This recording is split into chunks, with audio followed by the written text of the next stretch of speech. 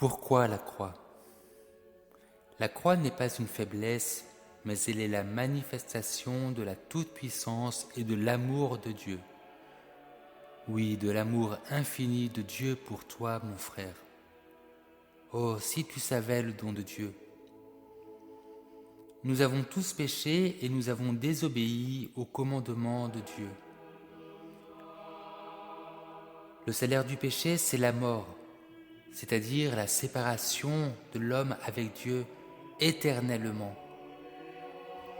Parce que c'est contre Dieu lui-même que nous avons péché, et que sa loi est sainte, et que ses commandements sont saints. En effet, Dieu est justice parfaite, justice infinie, et sa miséricorde est aussi infinie. En raison de sa justice, tu dois être condamné pour tes fautes. Mais sa miséricorde infinie désire te pardonner. La justice de Dieu doit donc te condamner, mais sa miséricorde veut te racheter. Comment Dieu, qui est la perfection même, pourrait-il manquer à sa justice et ne pas te condamner? Comment Dieu, qui est l'amour infini, pourrait-il te condamner sans manquer à sa miséricorde? Dieu désire te pardonner, mais il doit te juger selon tes fautes. Et en raison de tes fautes, tu dois aller en enfer éternellement. Dieu peut-il donc te pardonner sans manquer à sa justice? Tu voudrais aller au ciel en cumulant tes œuvres et la valeur de chacune de ces œuvres, en espérant que la balance de tes bonnes œuvres pèse plus que les mauvaises. Tes bonnes œuvres, Dieu les voit et elles lui plaisent. Elles te sont déjà comptées et Dieu ne les oublie pas. Mais tu sais bien au fond de toi qu'elles ne suffisent pas. Tu cumules de nombreux actes et rites, pèlerinage à la Mecque, aumônes et tant d'autres actes pour cumuler les points, cumuler et encore cumuler. Mais pourquoi donc au final? Car tu n'as aucune assurance ni certitude que tes œuvres suffisent et qu'elles peuvent te garantir d'aller au ciel. Tu sais bien qu'en dernier ressort et en dernier recours, tout dépend de la miséricorde de Dieu ton Seigneur et que c'est à lui qu'appartient la décision finale de t'ouvrir les portes du ciel. Tous les jours pourtant dans tes prières, tu implores la miséricorde de Dieu, Al-Rahman, Al-Rahim, le clément, le miséricordieux. Dans chacune de tes prières, tu implores et tu invoques sa miséricorde. Tu sais bien au fond que ce n'est que selon son bon vouloir que tu peux aller au ciel. Oui, nul ne peut racheter tes fautes, sinon Dieu seul. Jusqu'où peut aller la miséricorde de Dieu? Oui, jusqu'où peut-elle aller? Pourquoi, mon cher frère, mets-tu des limites à sa miséricorde? N'est-il pas miséricorde infinie? Chaque jour, dans les quatre coins de la terre, des hommes et des femmes se sacrifient pour sauver du péril leurs enfants, leurs proches, ceux qu'ils aiment et même des inconnus. Dieu qui est tout-puissant et dont la miséricorde est infinie, pourrait-il faire moins? Ne peut-il pas en faire autant? Un simple humain qui agit selon son cœur est-il plus puissant que Dieu? Chers musulmans, la question est simple. Pourquoi mets-tu des limites à la miséricorde infinie de Dieu? Pourquoi ne serait-il pas capable de te sauver de la noirceur de tes péchés et de ceux de l'humanité? Le peut-il? Il est tout-puissant et il le peut. Et pourquoi le ferait-il? Pourquoi? Dieu aime ses créatures d'un amour infini. Il t'aime d'un amour infini. Il n'y a rien de plus précieux aux yeux de Dieu que toi, mon frère.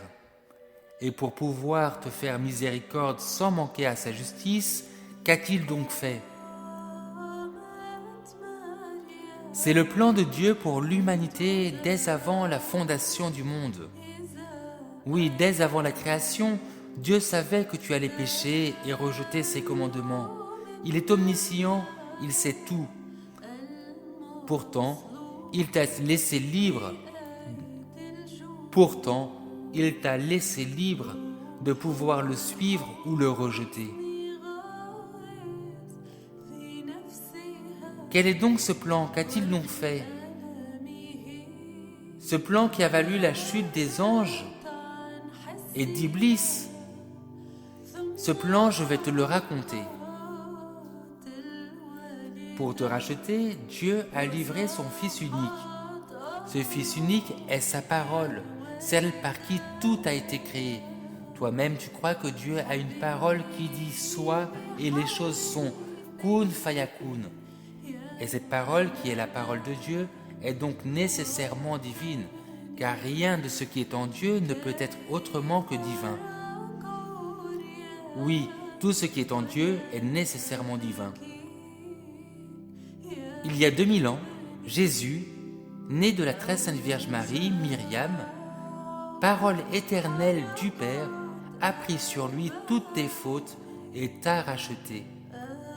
Et son sacrifice a une valeur infinie aux yeux du Père, car lui seul est infini, lui, le Verbe de Dieu, sa parole. Oui, mon cher frère, Jésus est le seul sacrifice qui peut te racheter. En prenant la chair humaine, Jésus vient racheter tout le genre humain. Si Adam et Ève ont péché par la désobéissance et causé la chute de l'humanité en touchant à l'arbre de vie, Jésus, le Verbe de Dieu qui a pris la nature humaine, nous a tous rachetés, a racheté l'humanité sur l'arbre de vie de la croix. Par sa mort, il nous a donné la vie, il nous a réconciliés avec le Père. Combien d'agneaux sacrifieras-tu encore chaque année? Des centaines, des milliers, des dizaines de milliers, des millions, des centaines de millions pour espérer obtenir la miséricorde de Dieu?